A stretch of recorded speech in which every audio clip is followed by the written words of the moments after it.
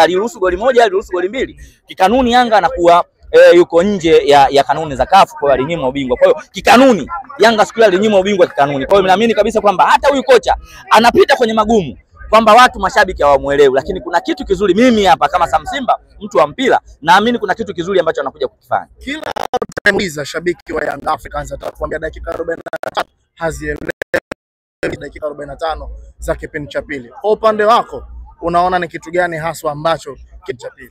Of course ukiangalia Dar es Salaam Young Africans kipindi cha kwanza ni kweli kidogo walikuwa hawako compact. Hawako compact vipi? Unaiona eneo la ulinzi na eneo la juu walikuwa kuna distance kubwa sana, zaidi ya mita kama 4-5. Kwa hiyo ukiangalia hii distance, walikuwa backline na viungo wa juu washambuliaji walikuwa kama vile walikuwa wanaacha nafasi kubwa. Kwa hiyo wapinzani, mnapotengeneza nafasi kubwa, mnapopiga pasi, ni rahisi wapinzani kuweza kuiba, na hata nyinyi mnatumia energy kubwa mno kwenye kuweza kufanyaje. Na ndio maana hata Yanga walikuwa wakipiga pasi ya kwanza ya pili, walikuwa wapinzani wanaiba, sio unaelewa?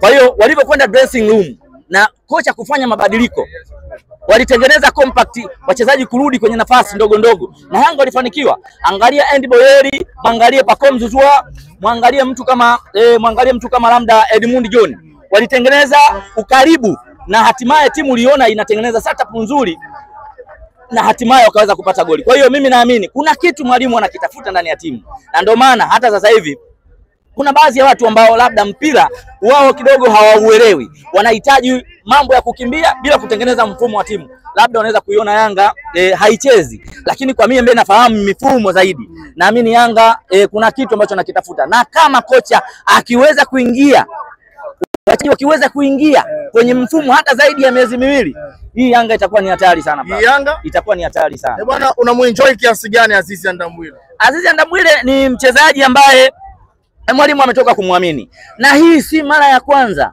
kwangu mimi kushuhudia mchezaji ambaye alikuwa hapati nafasi au kupewa muda na mwalimu moja kwa moja kuja kuaminiwa. Mtu ambaye na ushuhuda naye ni Ibrahim Baka.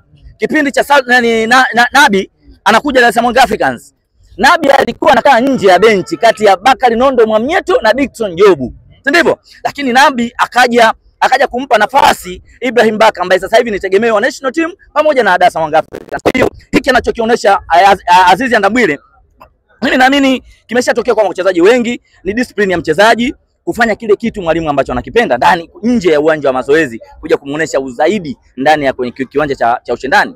Kuna namna ambavyo Yanga haijawa makini zaidi kwenye eneo lake la mwisho, nikiwa na maana ya ushambuliaji wa klabu ya Yanga. Of course, hili ni tatizo sasa hivi la dunia. Ukiangalia hata Simba Sports Club, klabu yangu, tunapitia hiyo changamoto. Dar es Salaam Africans, eneo ambalo mimi kwangu namuomba mwalimu kama atanisikia awe ana option moja kwenda naye huyu Andy Boyeri. Kwangu mimi namuona ni bonge la striker ambaye aishi eneo lile la 18.